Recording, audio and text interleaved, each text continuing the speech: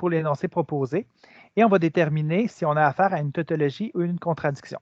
Alors, on va commencer avec les valeurs initiales. Alors ici, on a deux propositions distinctes qui composent mon énoncé booléen, soit la proposition P et la proposition Q. Alors, on va leur donner des valeurs pour toutes les combinaisons possibles. Donc, faux, faux, faux, vrai, vrai, faux et vrai, vrai.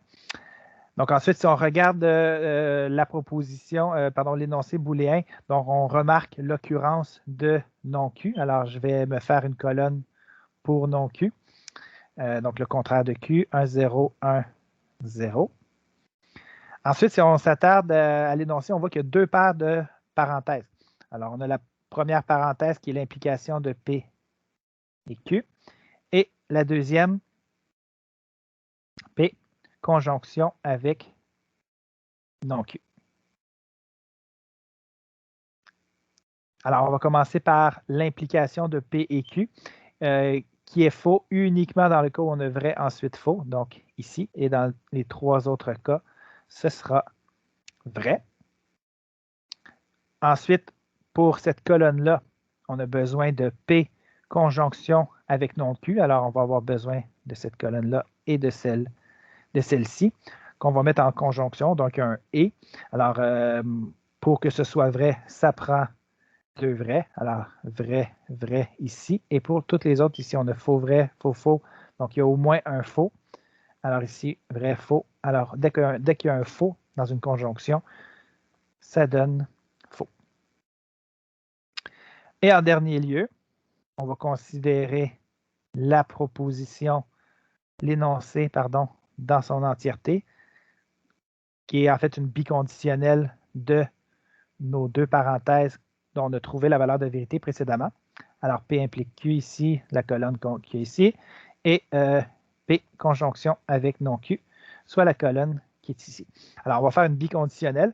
Donc, dans une biconditionnelle, il faut que les deux énoncés aient la même valeur de vérité. Alors ici, on a vrai, faux, ça donne faux.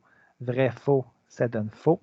Faux, vrai, ça donne faux. Vrai, faux, ça donne faux. Alors, pour compléter ce que je disais précédemment, pour avoir un vrai, il faudrait avoir deux fois la même valeur de vérité. Alors, on a un résultat au final qui pointe vers une contradiction, puisque quelles que soient les valeurs de vérité de nos propositions initiales P et Q, on a toujours que l'énoncé booléen composé est faux. Alors, si on veut, on pourrait indiquer que cet énoncé booléen-là est équivalent à une contradiction.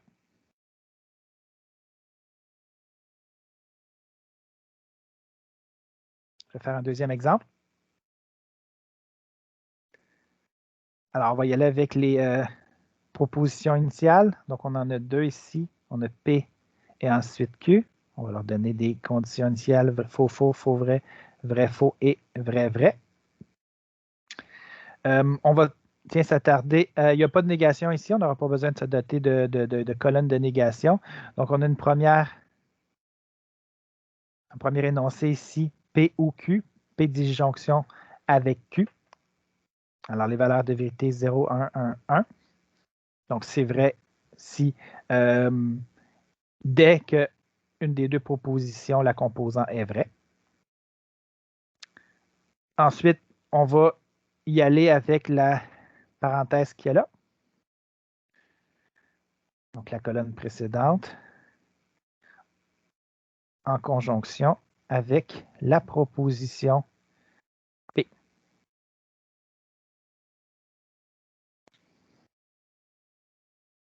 Alors, on s'intéresse à cette colonne-là et à celle-ci. C'est une conjonction. Alors, dès que l'une ou l'autre est fausse, alors ça sera faux. Alors ici, on a faux, faux, donc faux, faux, vrai, faux. Et ensuite, on a des vrais, vrais, alors ça va être vrai.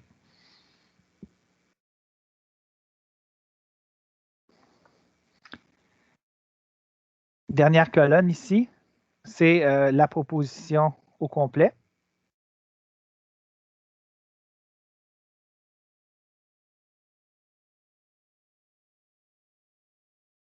Notez que j'ai mis une colonne supplémentaire.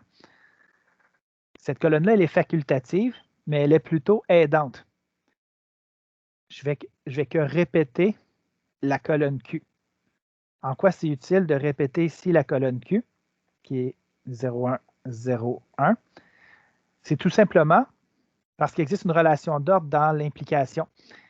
Et puisqu'il y a une relation d'ordre dans l'implication, c'est souvent plus commode de mettre la deuxième proposition d'implication à la droite de l'autre. Ça facilite la lecture puis ça évite les erreurs. Alors, on a cette colonne-là qui implique celle-ci. Alors, on a faux dans une implication, ça donne vrai. Faux-vrai dans une implication, ça donne vrai. Vrai-faux dans une implication, ça donne faux. Et vrai-vrai, ça donne vrai. Alors, la question initiale était à savoir si on avait affaire à une contradiction ou une tautologie. C'est ni l'un ni l'autre. Donc, il aurait fallu avoir uniquement des 1 pour une tautologie ou uniquement des 0 pour avoir une contradiction. Et voilà.